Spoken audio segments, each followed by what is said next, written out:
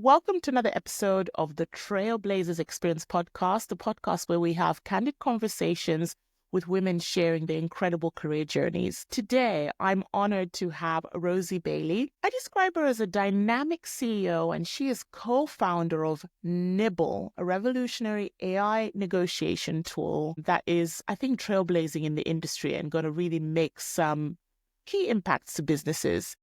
She has had an illustrious career, and I look forward to discussing it, doing deals and working with companies from Wagamama, Unilever, Jimmy Choo, we know the shoes, and now she's channeling her expertise in Nibble. So welcome, Rosie. Thank you very much. It's an absolute honor to be here. Lovely to be invited. And I was saying before we started the podcast, I think it's so great to have the opportunity just to take a step back and reflect on you, the person, Rosie, and your career and everything that you've done. So looking forward to this conversation. Thank you. So let's start really from the top, because I don't know about you, but sometimes when you look at LinkedIn, you look at someone's profile and just say, how did they get there? They're so amazing. I don't think I could do that. I don't think I have the skill set, or it's going to take me too long, or I don't have these connections. Before we talk about you actually leading a successful career to start Nibble, startup, talk to me about your background and just sort of where you're from and how that's even come to be, and just sort of your early stage, your early days. Also, I'm a very lucky person, right? I come from a stable family, supportive base, good education. I'm very lucky. And I studied maths at university. And at university, there were lots of professional services firms that came to your university and said, hey, do you want to join? And so I went along to all of the standard things and applied and got a summer job in banking and ended up in banking. I don't think I was desperately strategic. The reason I chose maths at university is it was the subject I was best at school, which had two advantages. One is it was easier to get into a good university. And secondly, once I got there, I could focus as much on making friends and having fun as I could on the course. I don't think I was extreme one way and I wasn't extreme the other way. I'm quite a goody two shoes. Do you know what I mean? And I think when I look at other people's careers, and I think it's easy to assume it was very deliberate, and mine was probably very opportunistic, but I would say not flighty. Do you know what I mean? Like, as in, you looked at the opportunities that presented themselves to you. You picked the one that you thought was best, and then you went for it with all of your guts. Do you see what I mean? So when I went for maths at university, I'd found maths quite straightforward at school. I can tell you I found it really hard at university, but I knuckled down, I tried hard, and I got a good grade. And I think the same goes for investment banking. They do recruit really strong candidates who have great academic backgrounds. However, once you're through the door, by hook or by crook, it is really the people who knuckle down and work hard who make it, and I think that may well be a lesson for life. That may well be something that is true for everybody. If you sit and you look at what are the options laid out before you today, what's your best option that you could do? Pick it up and do it the very, very best. It may not be what you want to do for the long term, but if your boss in today's role says this person's a superstar, I can tell you that will unlock the next thing, whatever it is. Whereas if your boss says, yeah, they seem okay, but they're not that committed to me, and they're always looking past my shoulder to see what their next thing is, then, they'll feel they won't push you, they won't give you the next. There's something to be said about the logical approach, isn't it? You were like, well, finish school, I'm really good at maths, let me knuckle down and just do that so that I can have fun at uni and actually, focus on something that I think I'm relatively good at. And that's even just a lesson for life in general, to your point of just focusing being, I wouldn't say strategic, but if you can focus on one thing and do it really well, that usually opens doors to other things as well. And accept what you've got. Do you know what I mean? I was lucky I had skills in maths, but if I'd had skills in geography, I tell you, that's what I would have been studying. And so you enter into the investment banking world. which is, either working for the big four and you build a career there. What then was the turning point for you to say, I've had enough of this. I actually want to do something different?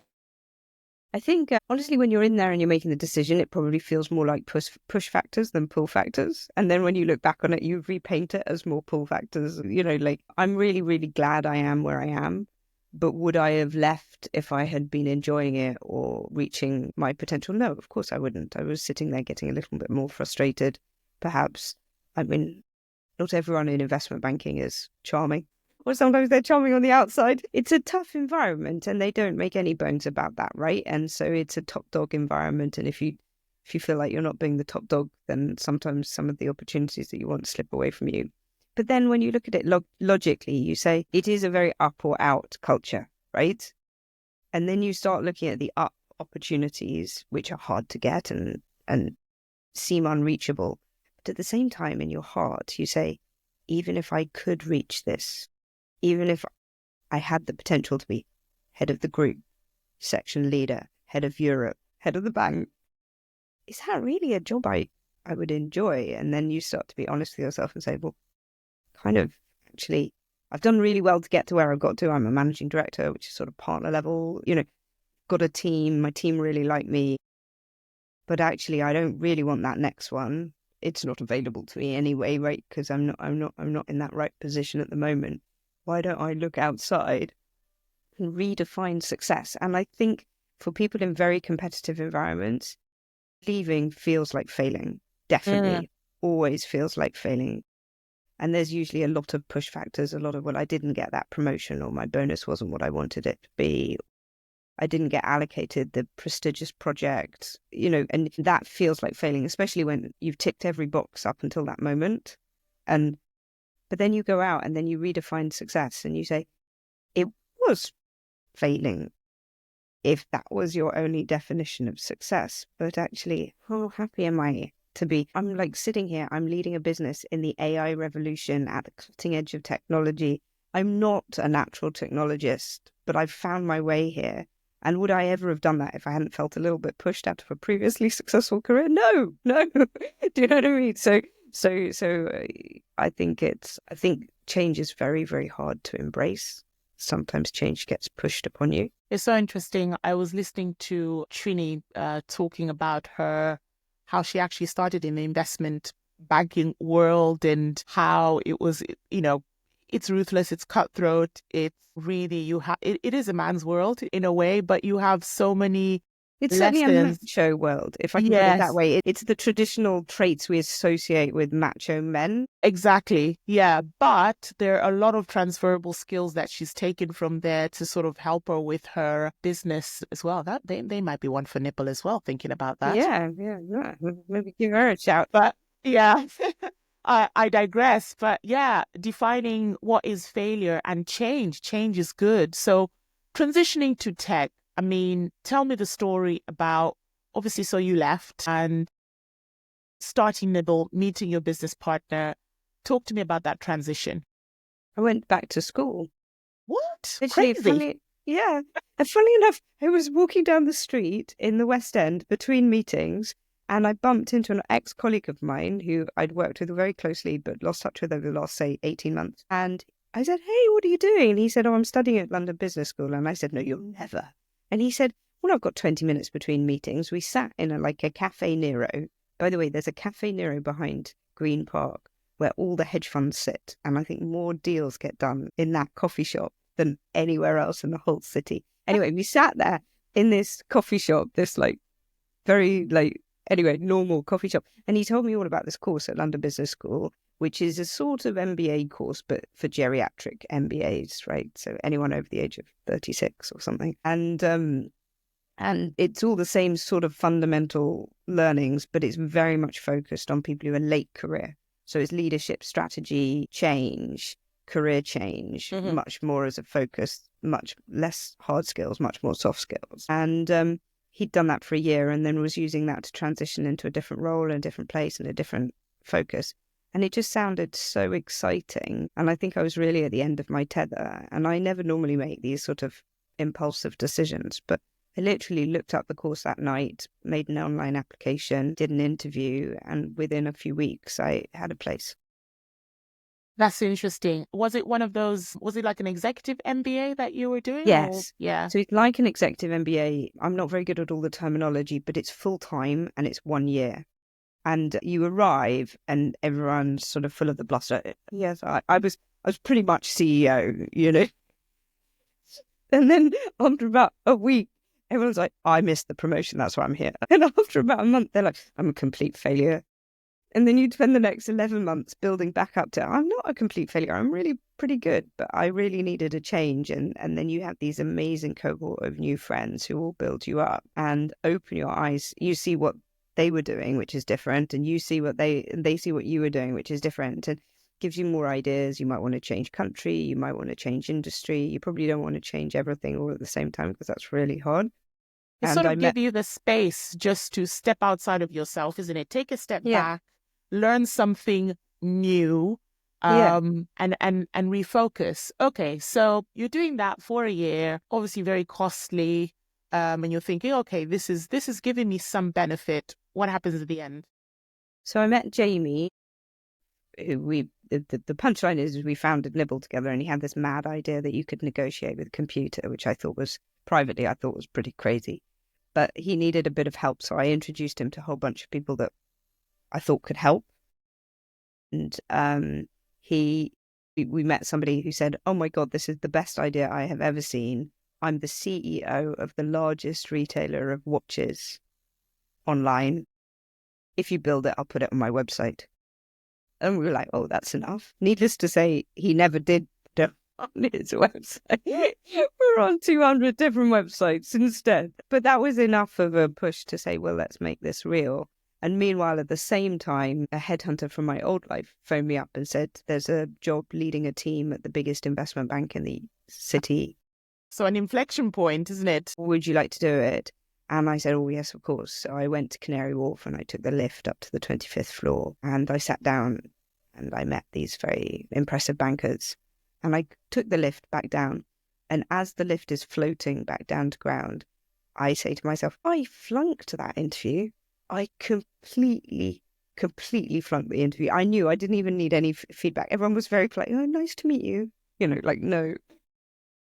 In hindsight, did you think you flunked it because really it wasn't really what you wanted to do? And I walked out and the sun was shining in Canary Wharf and I waved at my ex-colleagues in the next door building and I thought, that's the end of that then. And I was super happy and it was fine. That's so interesting, isn't it? So you build this career in this sector, doing really well, having some milestones and, you know, take an executive MBA, meet some interesting people who have a different way of thinking and thinking about technologies that didn't even exist. If someone told you about AI 20 years ago, you'd be like, what? Artificial what? And if somebody had said, do you want to do this career? I'd say, look, it sounds interesting, but it's not for me. What qualifications do I have? And because I met Jamie and I helped him and he said, let's do this together. And I said, well, I'm sure I can help and blah, blah, blah. And you just build into it. And then before you know it, there you are. And then ChatGPT arrives and then you're suddenly at the cutting edge. But I didn't know it was going to work out that way. I just knew I liked Jamie and I thought it was worth trying to help because he probably had quite an interesting idea. And although I could be very cynical about it, maybe, just maybe this is going to be huge, you know? That's a lot of it, isn't it? About finding your business partner or starting a team or your next role. A lot of it is, yes, of course, there are some skills that you need to bring there that help, but it's about the relationships, isn't it? Can I actually work with this person? Can I envision building a company together with this person? Can I envision doing some deals or just going through the highs and lows? Transitioning from finance to tech, you could say there are some transferable skills, but did you face any initial challenges? Because there are always challenges at the beginning. I think the really important thing, and I think that you have the opportunity as you get later in your career to be more specific in your skills. Do you sort of mean? So early in your career, it's very good to try and learn everything. And you may go into something saying, right, you may go into finance saying, I only got maths GCSE. I'm not sure if this is going to work. Well, you can do a finance career with maths GCSE because it's all accounting and accounting is adding up. right? And sometimes subtracting, and very rarely multiplication.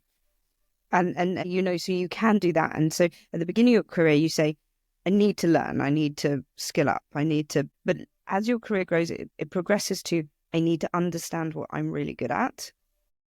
And I need to be very cognizant of what I'm not good at. I need to not be embarrassed about that. I need to go and find ways of making sure I'm in a team environment, or I'm working with people, or I'm in a role where those skills I don't have are compensated for. And that's where, if you work in a partnership, as Jamie and I do, the magic comes is when you're good at different things, right? And I think it's the joy of being slightly later in your career that you can say, well, actually, I'm never going to be a superstar at that. I'm going to go and work in an environment where I don't need to be, but where I need to bring people in to be a superstar. And while I was a banker, I joined the board of a STEM education charity.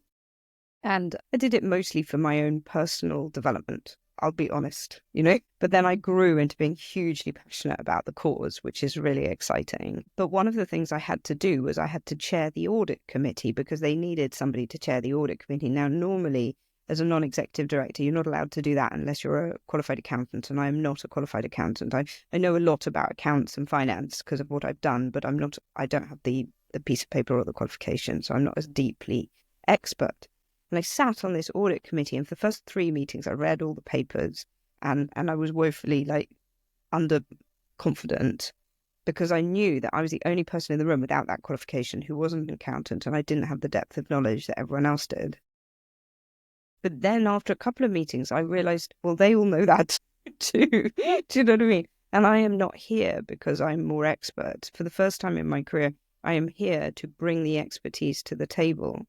And my only job is to make sure the right questions are asked and answered. That is such a good thing that you've actually talked about. So sometimes you know the question, but sometimes you don't even know the question, right? Yes. So your only job is to try and draw the question out from somebody who might know it, and draw the answer out from the other person who might, and not let things get swept under the table. And that was my first role, where it was dead obvious to me and to everyone that I couldn't be an expert anymore. That's the penny drop kind of moment, isn't it? I think when I speak to young people coming up in their careers and so on, you mentioned something really interesting before about, depending on the stage of where you are in your career, you need to have different focuses, and if it's honing that skill set for the job that you're doing, and then as you rise and get into leadership, management, board roles, etc., it is more about what you've just said, is asking the right questions, and then so that you can make the right decisions and having the right people around the table. That is what drives successful businesses, because they're able to solve the problem at hand and cut the BS really and get to the nitty gritty. And that's a skill set in itself. Good leaders that you see, whether they're CEOs or chairmen or C-suite, it's a skill to actually listening to the noise in the room, asking the right questions to get the result that you need. And I suppose when you're running a startup, so you've started Nibble, you know that you have to pitch and speak to lots of businesses. You're having to understand their problem, but also the problem that you're trying to solve with and convince them that Nibble is the tool that they need, isn't it, as well? Yeah, I mean, that's sales. And if there's one thing, I've got 3 little girls now, and you do wonder what careers your kids are going to do, don't you? And you do look at all the things you've done well and the things you've not done well, and you probably overemphasize all the things you've not done well. Well, I'm not going to let them do that. And my one is, they're going to do sales jobs. I'm going to make them apprentice to an estate agent or something like that. I'm going to make them go and do Saturday jobs for the local estate agent, because you've got to be able to sell yourself. And I always think of this as quite an American cultural thing, the elevator pitch. It's even called an elevator pitch because I think it has come from America. But the idea, I was once in the American bank I worked for, and I was mid-level, and I got into the lift with this super senior guy who I think had been briefed that I'd done something good. And he, in the spirit of trying to be helpful, goes, "Hey, that's Rosie, isn't it?" And I'm like, "Yes." And gives me this massive high five. Touch me. And then he's like, "So what are you working on at the moment?" And I was like, "Oh, some projects." And then elevator doors, and he walks out. I'm like, That was missed your opportunity. opportunity. Exactly. Yeah. You need to have that pitch all the time. And I do think it is probably not culturally quite so relevant, English. But I do think having that pitch ready all the time and being able to answer it in an optimistic and a proud moment. It was quite interesting. One of the lessons I did at London Business School was, like they did some for career, interview prep, that sort of thing. And one of the things they said is like, why don't we do an elevator pitch? And everybody groaned because they thought it was naff and we're all in our 40s. Do you know what I mean? It was like, what? And I know you've just gone through a career change, so you'll recognize this. But you have to get quick. You have to get quick at saying, well, who are you? And it's a party or a social event, and for me, like, because I had a bit of baggage from banking, there were some things that made me sad about banking. There were some things that I felt I'd missed opportunities or I hadn't done the best I possibly could. They were like, so what was good about banking? And because it was a fresh memory, it was kind of, oh. And then you suddenly think of all bad things jump to your mind. And they're like, what was good? And I said, well, the other day, actually, I phoned up somebody who used to be a client and said, could we have coffee because I need some advice? And he said, what about tomorrow at 10? And he's normally takes 6 months to get in his diary. And they're like, so do you think you built some good relationships? And I'm like, well, yeah, I think I have, because he's like CEO of a FTSE 100 company. And they're like, you have?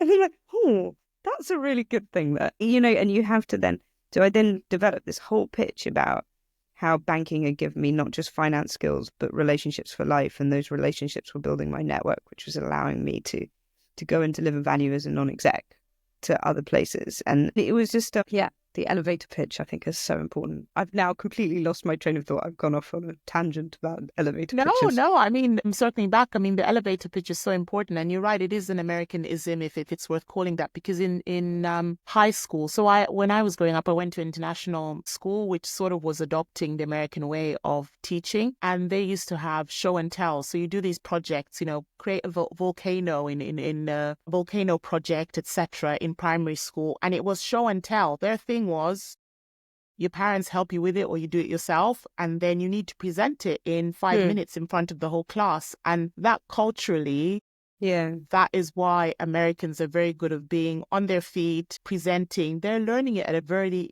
early age, whereas sort of in the UK school system or European, it's probably when you get to that specialist level that they now start saying, now present. And at that point, it should be a muscle that you're flexing and honing early on. And then you can improve or not, but it doesn't matter. Yeah.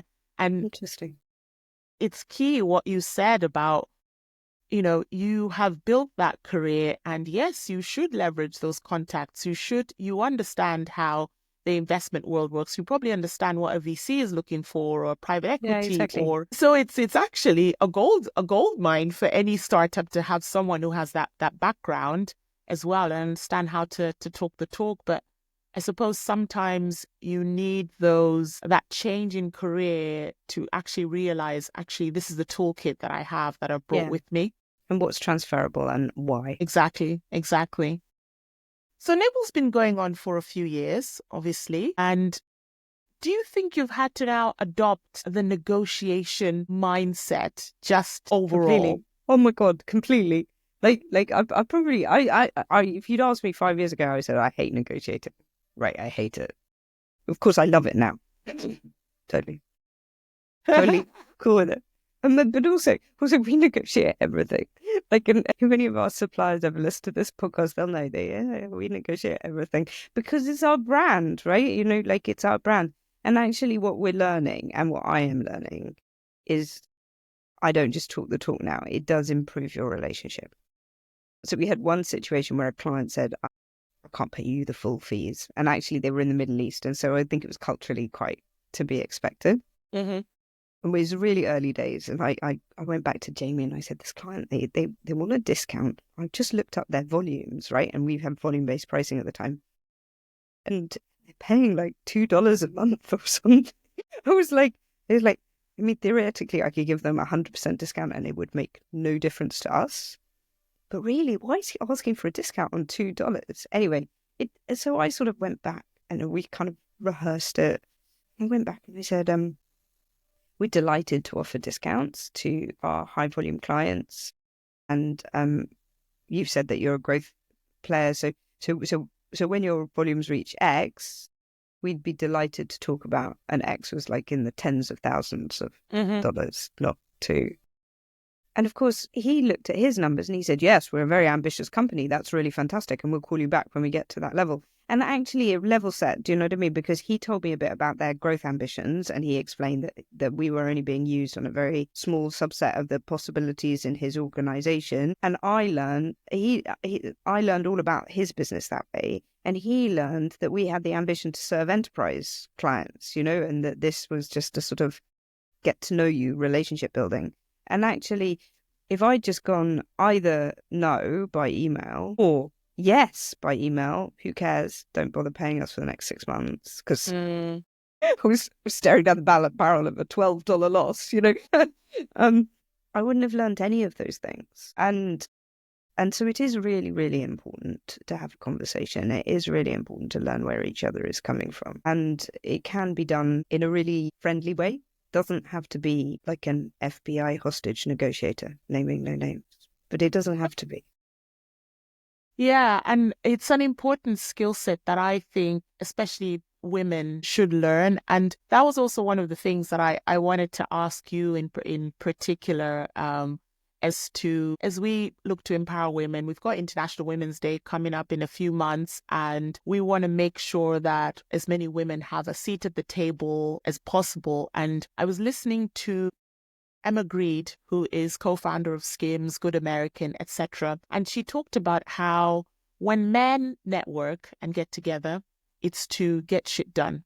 So literally, they want to connect each other with as many people as possible, problem solve, get stuff done. When we women network, we want to build community, we want to have a chat, we want someone who empathizes with what we're going through, but we also need to adopt that mentality of, yeah, we're coming together to do all of that, but we also need to be able to get stuff done. So negotiating is such a very big part of that. How you show up in negotiating for your career, whether it's for a pay rise or career jump, or if you are a business owner, knowing when to ask for more. What are some of the negotiation tips that you can share, from your career that you've spanned, in banking, but also now as a CEO and a founder of a startup where you've understood what it means to have so many pitches as possible, and now getting into all these retailers. I mean, your business is building traction. We're going to talk about that in a minute, but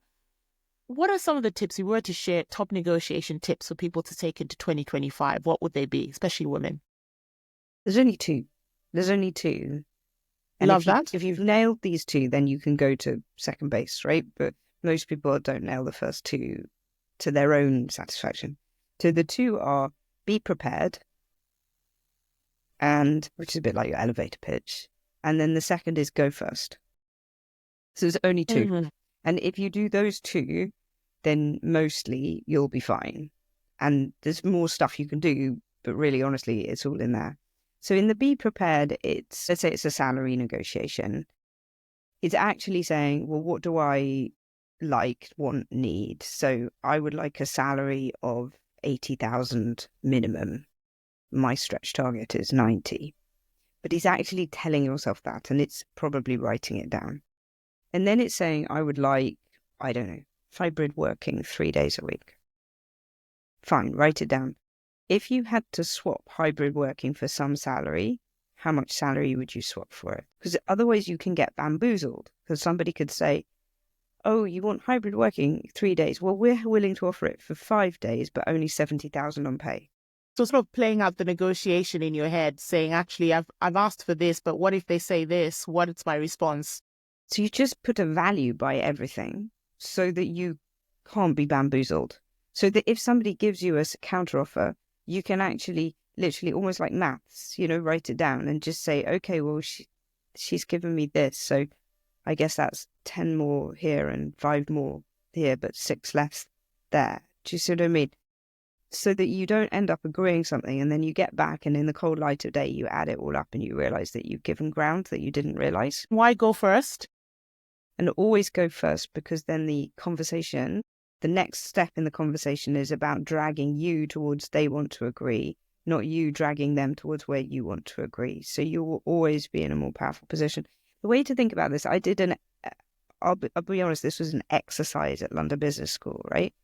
And it was a very simple negotiation where, let's say, the price needed to be between 70 and 100. And we were both given a scenario whereby that was going to be agreed. And I looked at the information I had been given, and we were given parity of information.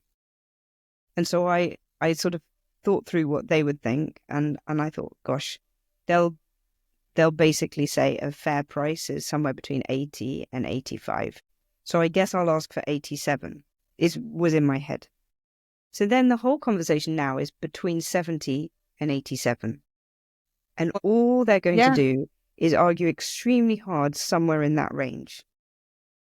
And it means I have automatically excluded any possibility of getting between 87 and 100. Wiped that out completely. And all I'm doing now is fighting to try and get somewhere between what I thought was 80 and 85. But they're still playing in the whole of the 70 to 80 range. Do you think, Rosie, it's a thing that women do a lot? Because when I speak to guys, they automatically would have, just singing from my lived experience of men who are doing really well and are just go-getters and have achieved so much, they'll be like, oh yeah, for that role I went in, or that position or that contract, I went in at this top number and then we came back to this. Whereas a lot of women who I've spoken to would have actually started at that lower end. Do you think there's a lot of that in there? It's completely related to your conflict aversion, and you can get a personality test on this. And I actually was personality profiled and highly, highly conflict averse. I'm an extremely classic British cultural person. And the way a conflict averse person will operate, especially a confident, ambitious, conflict averse person in a leadership role, is they in their head, and I can see myself doing this all the time, will be thinking, well, that's not the best way of doing it, or it's going to take you longer, or it's going to be a bit more expensive. But because it's going to be conflict to try and persuade you to do it a different way, and because you'll get to the right answer in the end, I go, okay, but one time you suggest something which I'm sure is going to fail. So I go, no, we're not doing that. That's so interesting. So I avoid the conflict. And then suddenly you reach my red line with no warning at all. And I go, no, we have to do it a different way. And those are the people that really struggle, because they go into the negotiation going, I don't want to fight. I just want the right answer. The right answer is somewhere between 82 and 85. So if I go in at 87, I give to 85 and we'll all be done. Just get it out the way. Just let's get it out the way. Let's not fight too long, blah, blah, blah. And the trouble is if you reach somebody who doesn't care, right? And like, conflict doesn't have to be hatred. Do you know what I mean? But they don't mind about getting your back up, upsetting you, making you feel bad, making you feel uncomfortable, making you sit there and sweat for 2 days. All of these things that you are terrified of doing. So they go, well, I'll come back to you. Or 70. No. Well, it's 70 clearly because of blah, blah, blah, blah, blah. Lots of reasons. Blah, blah, blah. And you're like, no, it's not. I said it was 87. I'm still, you've run out of road, haven't you? Because you haven't embraced that back and forth. And so I think, and this, I hate talking about men and women because people are different, but traits we associate with lots of women is to do with building consensus. It's not true for all women, but it is often true. And so if you know that you love building consensus, you hate conflict, you hate the back and forth, you're the person who needs to persuade yourself to go in more aggressive than you thought you were going to be. If you think you're the person who really embraces the conflict, you know the right answer, you're going to be arguing 100, whatever. You've got to bear in mind that you might break the whole conversation. Do you sort of mean, like, by standing there at 100, thinking they're going to come to 72, I'm going to go to 95, they're going to come to this, and they just walk. That's your risk if you're that person. So, you've got to match. Yeah. And I think the reason why I bring the differences, look, men and women are different, but they're also the fact that we can learn so much from the other gender. They can also learn so much from us, but anything that can help us get ahead, I mean, why not take those things? So I love the fact that you've said it's 2 things. So be prepared, do your research, play it out, role play beforehand. Whatever so you it can takes, anticipate exactly. And then the going first is a really good one because you are sort of in the lead, and then it's them counteracting everything that is You going own the on. conversation then. Yeah, for sure, for sure. And that's in anything. It's especially if you're building a business and you're having to go in and ask for investment or get people to start using your product, your tool. It's a skill that you will carry for life. So I might do that personality test actually to see Yeah, I can't remember which what it spectrum was. I go. I had Yeah, one for work, but they're established like Myers-Briggs and yeah, yeah. That's really interesting. So what is your vision for Nibble? Where do you see it evolving? We obviously know that AI is a very big part of what businesses are looking to adopt. There was an MIT research that did some insights. I think they surveyed around 600 CIOs, so chief information officers, chief technology officers. And they were talking about how data analytics and AI infrastructure, what they're looking for, a lot of people, is about what's scalable, what can be governed, what is future proof. yeah, And then there are things about talking about what's open source, what's, it's auditable, I think, as well, right? exactly. That's a really big thing. But also what will add value to the business where, before when you had a business and you're growing it and people would say, well, what's the value of the business? They look at your profitability and they say, well, 5x it or 10x it. Now it's what technology is there that is proprietary that we can actually use. That's actually what will add more value. So where do you see Nibble going from where you started, what the original idea was, and it might still be the same, but that's the direction you're going, as to where you think it's going to evolve in the next few years? So I think what ChatGPT has done for us is made everyone realize that you can use AI technology in many, many different ways that you didn't realize that you could before. And sometimes it causes you to go back to artificial intelligence technology that's been around for 15 years, right? But I think it's made everybody think, how do I do this? How do I use this? How do I keep my business going forward? Which I think is really important. So then you say, where did I automate something or digitize something, but stop because the technology couldn't do it? And so before we digitize things that were very certain processes, think of anything that could be created in an old-fashioned flow diagram. Do you remember where the box is the action and the Yeah. triangle is the decision and the box is the action and the triangle is the decision? Right. Anything that can be done like that can be digitized. But now those decision points, those triangle boxes, can take much more complex decisions. So previously, you had to arrange all the data really carefully for people to say, and they would just say, is this customer bigger than 500 people or not? Yes, go to the sales team. No, ask them to use the self-serve portal. Something like that. But now, actually, we can do much more detailed and thoughtful exchanges because there's just a greater level of, if you like, understanding. An LLM piece of technology can understand with greater, more unstructured information. Do you see what I mean? You don't have to put everything into a database now. It could read what the customer's email said and said, I believe this email is looking for a return or looking for an alternative product recommendation or looking for... And actually, you can read that sort of unstructured data in a way you would normally have had to have a human in the loop to say, this email needs to go to this department, this email needs to go to this department. So you're already seeing this in sort of that sort of use case, is the LLM is sitting at the inbox, and without anybody reading that inbox, is then directing it to the right next inbox. It's amazing. And for those who don't know what an LLM is, it's a learning language model basically that sits behind all the AI technology. I mean, it's taking away the, like you said, cutting to the chase is sort of the terminology that I use to help the decision making. And so when you think about the amount of money large enterprises spend on people, and the amount of money large enterprises spend on software, it's still 90-10, 90% people, 10% software. Whereas actually you're getting to the stage now when some of those people, I'm afraid, I do strongly believe will be replaced by computer programs. Now, I suspect what it'll be is for each individual, it'll be 50% of their job, so they'll get reskilled to something else. So I'm not trying to predict Armageddon. It'll happen more slowly and more normally than that, but the parts of their job that were repetitive or checking things, that will be given to an agent. And so what we're seeing is, let's say you're in a B2B sales process and you have a team of salespeople. What we're seeing now is them saying, oh, well, for these smaller clients, I would like to use something like Nibble to negotiate a price for the smaller clients, because as long as it's in this range, it's more cost effective for me to negotiate via Nibble than it is for me to put a salesperson on it when I want the salesperson to be chasing this massive account or this new account, or frankly, taking someone out on the golf course, which Nibble can't do.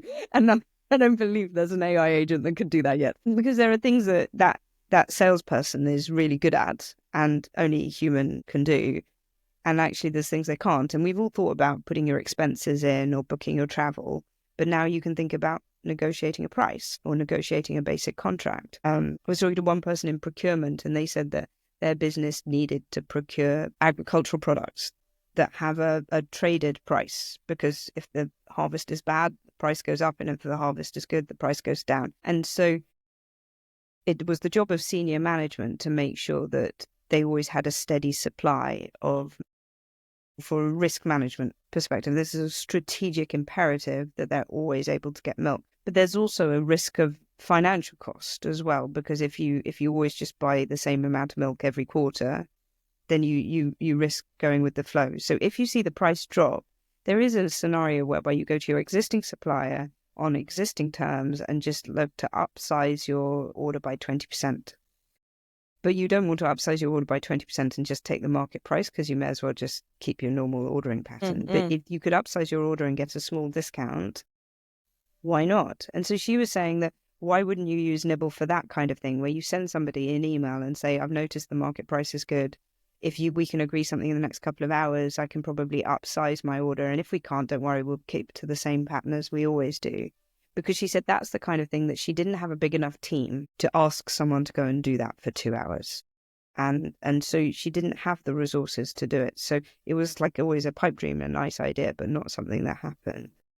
Yeah, it's thinking about the problems that you can solve now. And that's a really good example that you've just given about what's actually happening that impacts the teams and what would take extra resource to actually do these negotiations. And if you have a tool, I mean, to be fair, I'd rather receive an email that's helping me negotiate something, and I can have that back and forth right there and then and come to a conclusion and happy days, versus a phone call, a meeting. Oh, let's get together. Let's speak to it. Just, it just makes it so much easier. Yes, and then the more complicated things, or the new customer who doesn't know you, or the insurance contract on your headquarter building that's 25 stories high, like there are some things that it makes sense to be in every detail. Yeah. How does so your core values and ethics come into the ethical considerations when developing AI technologies for negotiations, especially with your business? What are the key things that are really important for you as a founder, as a CEO with your business? So actually, funnily enough, this was a really proud moment, because we started using OpenAI's API a little while ago. And my CTO said to me, he said, we need a sort of global prompt for the OpenAI that says, in all of the answers you provide to us, please make sure. And we sat down as a team, we're a small team all around a table, and we whiteboarded it out in about 20 minutes. And so it starts with never be racist, for example, sort of core values that, and actually you don't need those ones, because mostly the API has those ones, because for most people there's laws actually associated with that. But then it gets down to always be friendly, always be concise, and you start writing, if you like, your cultural values down in a way that you almost like this ChatGPT is going to be a part of your team now. So you need to brief ChatGPT on how to speak. Do you know what I mean? And always be concise. And then somebody, not me, said, because I've been saying it for a long time, never be gendered. Because I have a personal soapbox that a lot of AI assistants are female and subservient. And I get there's a lot of unconscious bias, isn't it? I get very cross about this one. Yeah, no, it's... So I've always been very clear that Nibble is it. And not even they, to be perfectly honest. It's a machine. Yeah. Don't give it more credit than actually it's due, yeah. But then, interestingly enough, then the corollary of that is Nibble will not gender you, if it can avoid it or unless invited. So Nibble will sort of default to they if it needs to find a pronoun and it's not completely clear that you want a particular pronoun. Do you see what I mean? And this is, I have some personal background that I've learned about this from a family scenario, and I'm embracing it. I'm not perfect, you know what I mean? But I'm like, oh, okay, all right, like we should do this. This is an easy win, right? To because make people feel comfortable. You don't also want when someone's using the negotiation tool for the negotiation to fall down on these basics, isn't it? Saying Yeah, what? exactly. Yeah. Why do you make an assumption? We don't ask for your name. Some people give their name, but most people don't. We don't want your name because we don't want to accidentally give the AI information that may cause it to make decisions that we don't want it to make. So we don't give the AI any information about you on purpose because we don't want it to use that information. And so we do our very best to avoid giving. There are some things about the way you write, that kind of thing, that inevitably go in. So then you have to manage that other ways by being specific about the responses that come back out. But on the whole, we give the LLM as little personal data as we can get away with. Certainly not your name, certainly not anything demographic information or anything obvious, right? Or your racial background or your age. That exercise really helped pull together the business's, vision, but it was so quick as well. Values. Yeah. And it was so quick, and it was so like, well, we always do this, but now we need to write it down. And I thought that was rather wonderful. So I think it's a really good exercise. And if anyone listening has a team and is wondering how to write down their AI ethics policy, sometimes that kind of gets a bit long-winded and impractical. But actually, we wrote it down as a set of rules that if you were to prompt ChatGPT, and many people now use ChatGPT and are familiar with that, if you were to prompt ChatGPT, what would you always need the prompts to do, regardless of the use case or regardless of the person using it, or, and that I found a much easier way to picture what the rules are. Yeah. The other one, which is going to come into law in Europe, is never pretend to be a human. I think that's a good one as well. And seek to clarify that you are not human if there seems to be a misunderstanding. Yeah, there are lots of, even when you're creating podcasts now, there is a tick box to say, can you validate or confirm that no AI was, in terms of impersonating a human, etc., that it was literally you and I, the ones having this conversation. Yeah. So people can understand, and you just think, oh my God, there's going to be more and more tick boxes before you can actually post a podcast, because there is the danger that it is AI generated and it's just spewing all kinds of nonsense onto the internet as well. So it's exciting. It's an exciting space, I believe. One question which I always ask my guests is, and I'm actually thinking differently about it. I used to ask, what does work-life balance mean to you? Is there even such a thing as balance? And asking that question was really selfish because when I was building my career, I also had 2 children. So I spent a lot of money on childcare, au pairs, nannies, all of it, because I knew it was a means to an end. But also, there were also decisions I had to make that I knew I was giving up not being able to go to every play, because I was on a plane negotiating, launching with some new marketplace or opening stores. And I came to terms with that myself, because it just meant I was not beating myself up.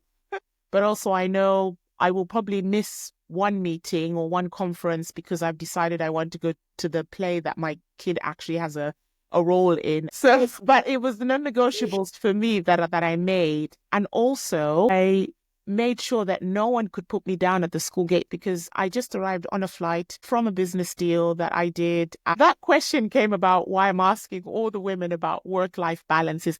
Does balance even exist? And I'm coming to think, Rosie, actually, balance is what you make it to be, that works for you in your life. Have you found that now as a CEO of a startup, which means it's all hands on deck, you have a small team, but it's still all hands on deck, lots of traveling. Have you come up with your non-negotiables as well for yourself? It's in your choice of life partner, probably. Yes, I think that does help. I think and with that goes, if you like, a team. Who's your team? Who's your personal team?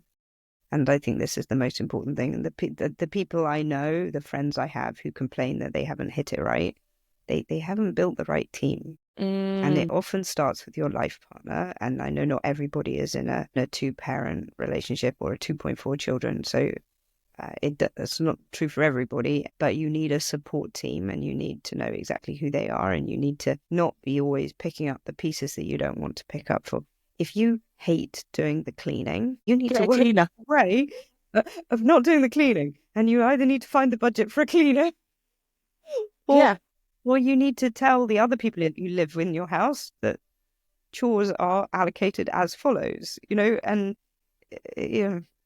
that's the thing that I slightly get frustrated, because I do see a lot of women taking a huge mental load and not seeking resolution for these really silly, basic problems. You should be worrying about, do I care about the school play or not? And I think my decisions probably echo yours a little bit. I go to some, I don't go to all, and I'm happy with that, and I'm fine with that.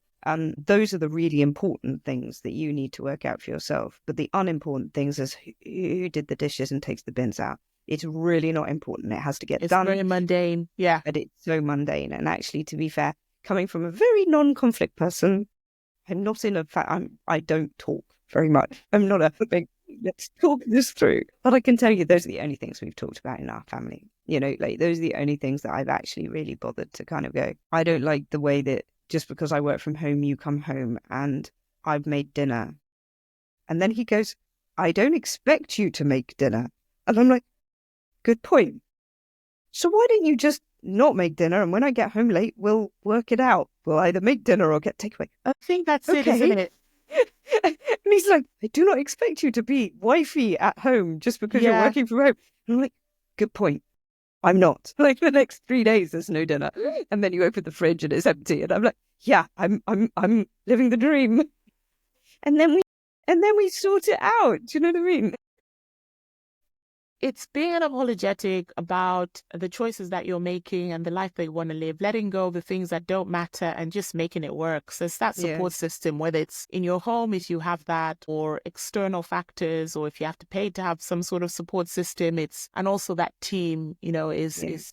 And the other thing I would say is this often hits when you have a family. It's not the only scenario. Sometimes you have caring responsibilities of other different.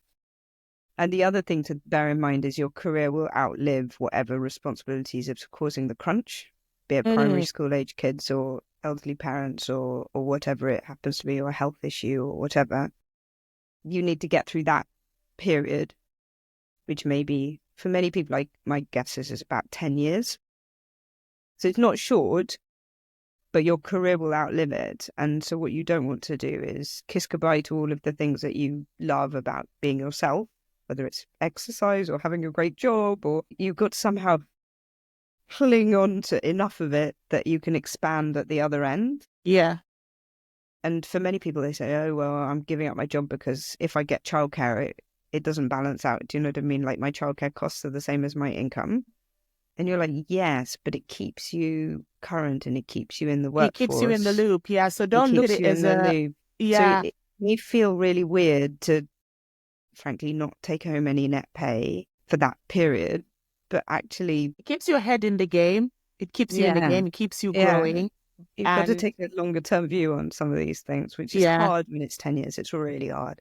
And I think that's it. The problem is now we live in a culture where, whether it's whatever social media platform, we are being shown all the successes, but what we're not being shown is actually the sacrifices, how long it took, what led to that stage. And you would hope that's what actually people should gravitate towards, which is why I love this podcast, because people just tell it like it is. You can listen to it and take a few tips and say, okay, I'm in this stage of my life. This is what I'm going to implement. Or actually, this doesn't relate to me. I'll fast forward to the CEO leadership stuff. Or actually, I'm in my 20s and I just need to enjoy focusing on one thing. So that's the great stuff about it. Yeah. Last but not least, I always ask our podcast guest to leave 3 Trailblazer takeaway tips. And it's things you wish you could have told your younger self, things that you've learned over the years, just to give a bit of a guide to someone who's maybe fast forwarded to the end of the podcast and said, I just want to know the top tips. What would they be, Rosie? Okay, top tips. I think I've already said, but I'm going to make it my top tip. Learn your elevator pitch and do not be shy about it, and always have it ready, whatever it is, and make it optimistic.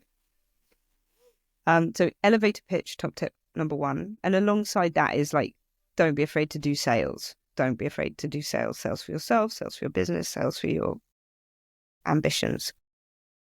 Top tip number two is negotiate, and don't be afraid to negotiate. Don't be afraid to embrace negotiation. And if it takes reading a few boring articles on the internet, there's a lot of academic research in negotiation, but don't be afraid to negotiate because it's cool. It builds relationships, and you don't need to, you can do it and be yourself. So my second top tip is negotiate. My third top tip is AI. The world is moving very, very quickly. And I remember when ChatGPT came out, my parents are both ex-engineers. They're both smart people. I went home and they're in their 80s. And I said, oh, have you heard of ChatGPT? And they both said to me, I've read a headline about it, but darling, you know, it's not for us and we don't need to stay current at our age. And I said, actually, on this one, it's quite a big step change in things. I think it's quite interesting. I think it's worth you reading a few headlines. And I went home 2 weeks later and my father's like, oh, I've read this and I've done this and I've done this. And I do think if you're sitting there reading all of these things and saying, what is ChatGPT? What are LLMs? You know, what is image generation? Is Midjourney a thing? They're all very accessible. Most of them have free plans. And I think there is no way of learning about what's happening in the world except by experimenting for your own and thinking it's stupid if that's what you want to do. Do you know what I mean? Like, I started by using it for certain things and thought, well, I'm better at it than the machine, which is quite gratifying, to be honest. But I think experiment and don't be afraid to play around with it or ask other people what they're doing with it and make up your own mind. It's much more accessible than any wave of technology that's come since web pages became a thing in my... Rosie, thank you so much for sharing your incredible journey and invaluable insights with us. Your story is inspiring because I do know a lot of young people who are always interested in finance, banking, etc. But the fact that you've done that and then now you've moved on, transitioning to technology, it just shows that you can never stop learning, and your career is a journey, isn't it? There will be lots of highs, lows, transitions, inflection points, and it's just about embracing that. So your story has been really inspiring. I'm sure our listeners have gained a lot from the conversation. Thank you so much. Who's going to interview you for your inspiring story? Do you know, that is really interesting. I need to actually have that. You need to do that that as well. Yeah, and think about which story will I tell? I feel like exactly. But thank you so much. It's been such an honor. Awesome. Right. For our audience, this has been the Trailblazers Experience podcast. And until next time, see you soon. Remember to follow, like, subscribe, share, and tell another woman about the podcast.